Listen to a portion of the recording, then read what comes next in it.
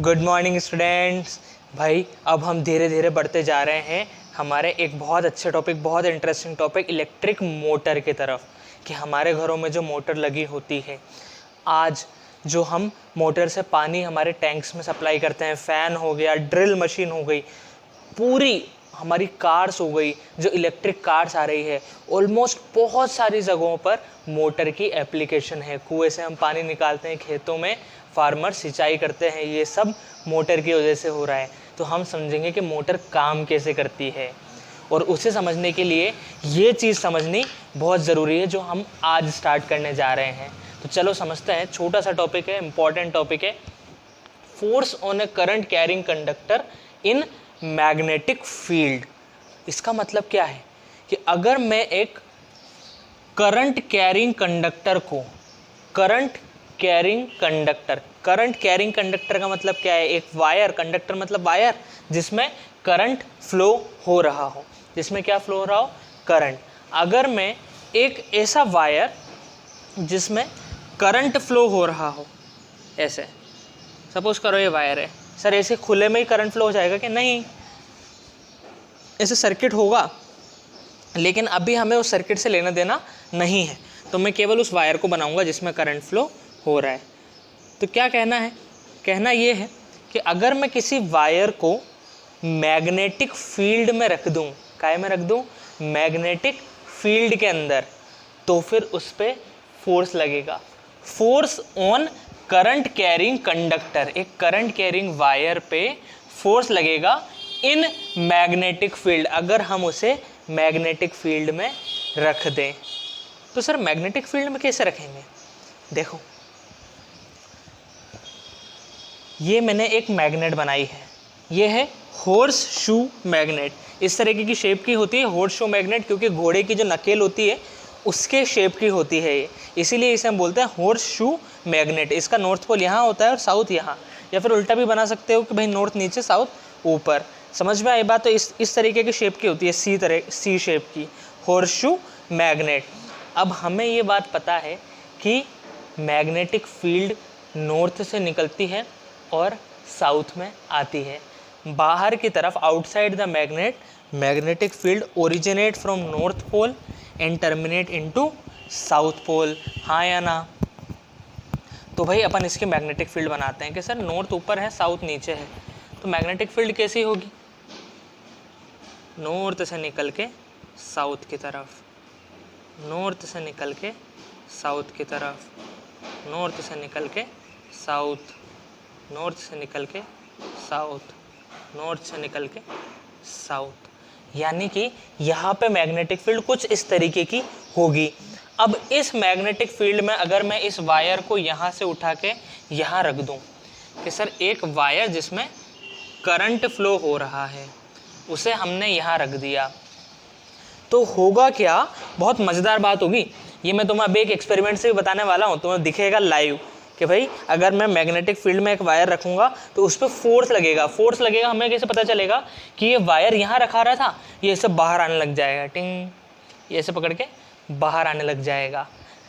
बात समझ में आई? क्या हुआ कि अगर हम एक करंट कैरिंग वायर को मैग्नेटिक फील्ड में रखते हैं, अगर हम एक करंट कैरिंग वायर को मैग्नेटिक फील्ड में रखते हैं, तो फिर उस पर फोर्स लगेगा। इस पर फोर्स लगेगा बाहर की तरफ, तुम्हारी तरफ, तो ये ऐसे करके ऐसे इस तरफ आने लग जाएगा। तो जब भी, इस बात को अब दिमाग में बसाना है, क्या? कि जब भी एक करंट कैरिंग वायर, एक वायर जिसके अंदर करंट फ्लो हो रहा है, या फिर करंट कैरिंग कंडक्टर को हम मैग्नेटिक फील्ड में रखेंगे, तो उस पर फोर्स लगेगा। इस बात को हम लिखते हैं, whenever a current carrying wire, हालांकि इसमें कुछ कंडीशंस होती है, लेकिन वो 10th क्लास में जानना जरूरी नहीं है। फालतू एक्स्ट्रा नॉलेज हम एक्युमुलेट नहीं करेंगे, जितना गिवन है उतना ही एक्युमुलेट करेंगे, ठीक है? whenever a current carrying wire is placed in magnetic field, it experience force, it experience force। क्या बात समझ में आई कि सर मैग्नेटिक फील्ड में अगर आप किसी भी वायर जिसमें करंट फ्लो हो रहा है उसे रख दोगे तो उस पर फोर्स लगेगा। हम अभी एक एक्सपेरिमेंट में देखेंगे जो मैं अभी तुम्हें दिखाने वाला हूँ उसमें कि भाई ये मैग्नेट है, उसकी मैग्नेटिक फील्ड में वायर रखा और जैसे ही हमने स्विच ऑन किया यानी कि वायर में करंट आया तो वायर अपना बाहर जाने लग जाएगा, बाहर की तरफ ऐसे जाने लग जाएगा अपने आप, यानी कि उस वायर पे फोर्स लगेगा। तो चलो देखते हैं वो एक्सपेरिमेंट। हाँ तो स्टूडेंट्स, ये है हमारा एक्सपेरिमेंटल सेटअप। यहाँ पे हम क्या करेंगे कि ये एक डिवाइस जो तुम्हें इतनी बड़ी सी नज़र आ रही है ये है बैटरी एलिमिनेटर। इसका काम है बैटरी की तरह पोटेंशियल डिफरेंस सप्लाई करना। तो इसका ये होता है एक पॉजिटिव टर्मिनल, ये होता है नेगेटिव। जैसे बैटरी के दो टर्मिनल होते हैं, एक बड़ा वाला पॉजिटिव टर्मिनल और एक नेगेटिव, वही काम ये कर रहा है, पॉजिटिव टर्मिनल और नेगेटिव टर्मिनल। यहाँ से हमने इसे कनेक्ट कर रखा है और ये देखो ये दो वायर यहाँ से निकलते हुए ये यहाँ पे आ रहे हैं। देखो तुम्हें नज़र आ रहा होगा कि ये दो वायर यहाँ से निकलते हुए यहाँ पे आए। और मैं एक बार क्लियर कर देता हूँ।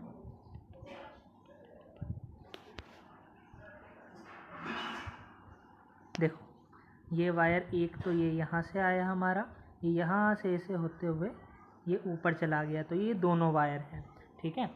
अब ये है हमारी होर्सशू मैग्नेट। तो जैसा कि हमारा डायग्राम था कुछ इस तरीके का, इसके अंदर हम इलेक्ट्रिक वायर रख रहे थे, वैसे ही यहाँ पे देखो इस मैग्नेट के बीच में ये वायर रखा हुआ है। मैं और अच्छे से दिखाता हूँ।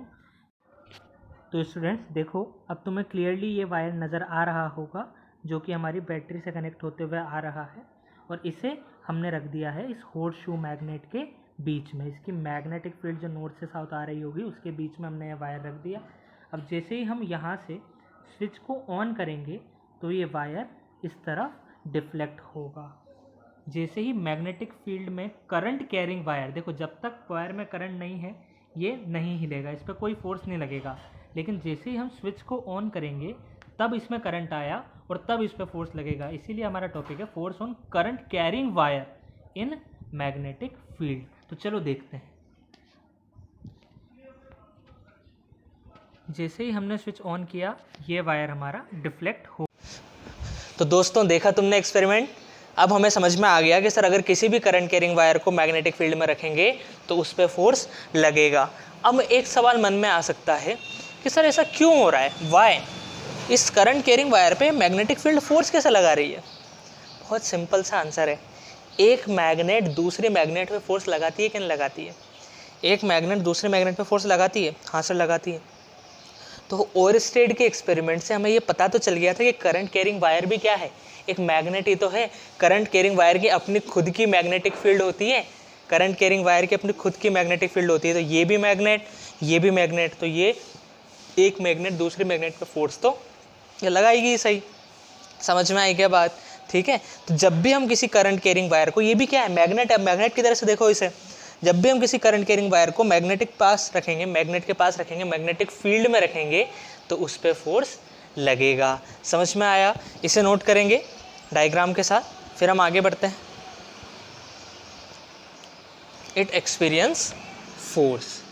अच्छा अब मैं तुम्हें एक फॉर्मूला बताऊंगा कि ये जो फोर्स लगता है इसकी वैल्यू आती है MIL। ये फॉर्मूला NCERT में गिवन नहीं है, तुम्हारे सिलेबस में भी नहीं है। सर फिर क्यों बता रहे हो, इससे एक बहुत यूज़फुल इन्फॉर्मेशन तुम्हें पता चल जाएगी, याद करने की ज़रूरत नहीं पड़ेगी। ट्रिक है ये फॉर्मूला, ट्रिक है, इसे लिखना नहीं है कभी भी, मतलब अपने आंसर कॉपी में, लेकिन इसे बस याद रखो। इसमें F क्या है, F है force on current carrying conductor. बहुत शानदार ट्रिक है, अभी समझ में आएगी तुम्हें। Force on current carrying conductor. M क्या है, M है मैग्नेटिक फील्ड की वैल्यू, कितनी स्ट्रॉन्ग है मैग्नेटिक फील्ड। I क्या है, करंट उस वायर में, current in the conductor, conductor और वायर एक ही बात है। L क्या है, लेंथ ऑफ द कंडक्टर, कि कितना लंबा वायर है वो, लेंथ ऑफ द कंडक्टर। अब देखो इस फॉर्मूले से तुम्हें ये पता चल रहा है कि अगर मैं मैग्नेटिक फील्ड की वैल्यू बढ़ा दूं, अगर मैं मैग्नेटिक फील्ड की वैल्यू बढ़ा दूं तो फोर्स भी उस वायर पे बढ़ जाएगा। यानी कि इसे हटा के कोई और बड़ी स्ट्रॉन्ग मैग्नेट लगा दूं तो इस वायर पे फोर्स और ज़्यादा लगेगा से जितनी बड़ी मैग्नेट, जितनी स्ट्रॉन्ग मैग्नेट, उतना ज़्यादा फोर्स। एक और बात दिख रही है कि अगर हमने करंट भी बढ़ा दिया, अगर इस वायर में हमने करंट बढ़ा दिया तो फिर फोर्स और ज़्यादा लगेगा। ये भी हम बोल सकते हैं कि भाई करंट बढ़ाया तो वो मैग्नेट जो वायर वाली है वो और स्ट्रॉन्ग होगी। हमें पता है कि जितना ज़्यादा करंट उतने ज़्यादा उसकी मैग्नेटिक फील्ड, जितनी स्ट्रॉन्ग मैग्नेट उतना ज़्यादा उस पर फोर्स लगेगा। और एल लेंथ, इस वायर की जितनी ज़्यादा लेंथ होगी उतना ज़्यादा उस पर फोर्स लगेगा। तो ये तीनों बातें तुम्हें इस फॉर्मूले से याद रहोगी। F = मिल MIL, M का मतलब मैग्नेटिक फील्ड, I का मतलब करंट, L का मतलब लेंथ। M का मतलब कि सर मैग्नेटिक फील्ड बढ़ाओगे तो भी फोर्स बढ़ेगा, I करंट बढ़ाओगे तो भी फोर्स बढ़ेगा, L लेंथ बढ़ाओगे वायर की तो भी फोर्स बढ़ेगा। समझ में आई बात? तो नोट कर लेते हैं इस चीज़ को।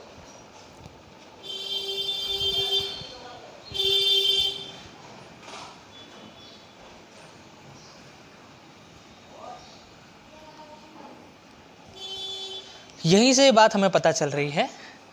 First point, if we increase magnetic field force on wire increase.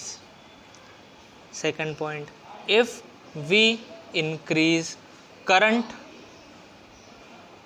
In the wire, अगर वायर में करंट भी बढ़ा देते हैं तो भी फोर्स ऑन वायर इंक्रीज, तब भी वो बढ़ेगा। सर करंट कम कर दिया तो फोर्स कम होगा, मैग्नेटिक फील्ड कम कर दी तो फोर्स कम होगा। देखो डायरेक्ट सामने ही तो है, मैग्नेटिक फील्ड कम हो जाएगी तो फोर्स की वैल्यू कम हो जाएगी।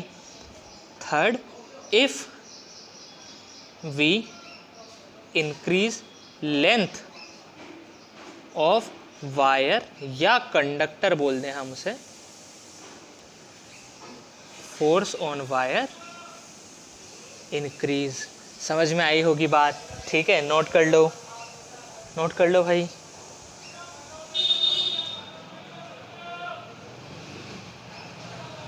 अब इसमें एक लास्ट बात है जो कि हमेशा होती है। देखो क्या कि सर अगर अपन ने करंट की डायरेक्शन बदल दी, करंट की डायरेक्शन बदल दी तो मैग्नेट की डायरेक्शन बदल गई ना। जो अपनी इलेक्ट्रिक करंट वाली मैग्नेट थी, जो वायर वाली मैग्नेट थी, उसकी डायरेक्शन बदल जाएगी।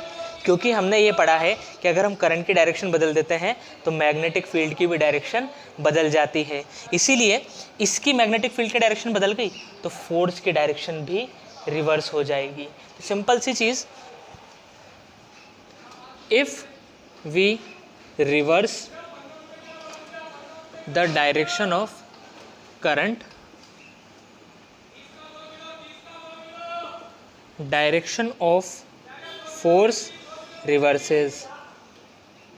अगर हम करंट की डायरेक्शन बदल दें, करंट की डायरेक्शन बदल दी, करंट इधर हो गया अब, तो फिर फोर्स की डायरेक्शन भी बदल जाएगी। पहले फोर्स बाहर था तो अब अंदर हो जाएगा, पहले फोर्स आगे था तो अब पीछे हो जाएगा। समझ में आई बात? ठीक है, तो अगर करंट की डायरेक्शन बदल दी तो फोर्स की डायरेक्शन भी बदल जाएगी। आखिरी बात कि अगर मैग्नेटिक फील्ड की डायरेक्शन बदल दी, मैग्नेटिक फील्ड की डायरेक्शन बदल दी, यानी कि सर इस मैग्नेट को ऐसे न लगा के ऐसे लगा दिया तो अब नॉर्थ नीचे साउथ ऊपर, तो मैग्नेटिक फील्ड की डायरेक्शन क्या हो जाएगी? नीचे से ऊपर। तो अगर मैग्नेटिक फील्ड की डायरेक्शन बदल दी तो भी फोर्स रिवर्स हो जाएगा। तो यही बात लिखते हैं, if we reverse the direction of magnetic field, direction of force reverses. ठीक है, हम यहाँ से भी बोल सकते हैं, देखो कि F होता है मिल, तो अगर मैग्नेटिक फील्ड उल्टी कर दी तो फोर्स भी उल्टा, करंट उल्टा कर दिया तो फोर्स भी उल्टी डायरेक्शन में हो जाएगा। समझ में आई बात? अच्छा सर अगर दोनों को उल्टा कर दिया तो, मतलब दोनों को एक साथ, मैग्नेटिक फील्ड भी अपन ने उल्टी कर दी और करंट भी उल्टा, तो सोचो सपोज करो पहले इस पर फोर्स बाहर लग रहा था, जैसे ही तुमने करंट उल्टा करा तो फोर्स अंदर, फिर मैग्नेटिक फील्ड उल्टी करी तो फोर्स वापस बाहर। यानी कि अगर दोनों को रिवर्स कर दोगे तो फिर फोर्स की डायरेक्शन में चेंज नहीं आएगा। ठीक है, हालांकि इतना डीप वो जाएंगे नहीं, लेकिन ये कॉमन सेंस की बात है कि भाई एक को उल्टा करने से फोर्स उलट रहा है तो दोनों को उल्टा कर दोगे तो फोर्स एक बार उलट के वापस उलट जाएगा, तो वापस उसी जगह रहेगा जिस जगह पहले था। तो अगर दोनों को एक साथ रिवर्स कर देंगे तो फोर्स की डायरेक्शन में चेंज नहीं आएगा।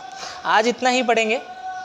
कल हम देखेंगे नेक्स्ट वीडियो में कि इस फोर्स की, जो इस पर फोर्स लग रहा है, उसकी डायरेक्शन कैसे निकालेंगे। याद करो, एक वायर की वजह से मैग्नेटिक फील्ड की डायरेक्शन हमने निकाली थी राइट हैंड थंब रूल से, और वापस एक नया हैंड रूल आने वाला है, उसका नाम है फ्लेमिंग्स लेफ्ट हैंड रूल। बहुत मज़ेदार है, जिसकी वजह से हम डायरेक्शन निकाल लेंगे इस वायर पे किस डायरेक्शन में फोर्स लग रहा है। हमने ये पता लगा लेंगे कि इस वायर पे फोर्स किधर लगेगा, बाहर लगेगा, अंदर लगेगा, इधर लगेगा, इधर लगेगा, किस डायरेक्शन में लगेगा।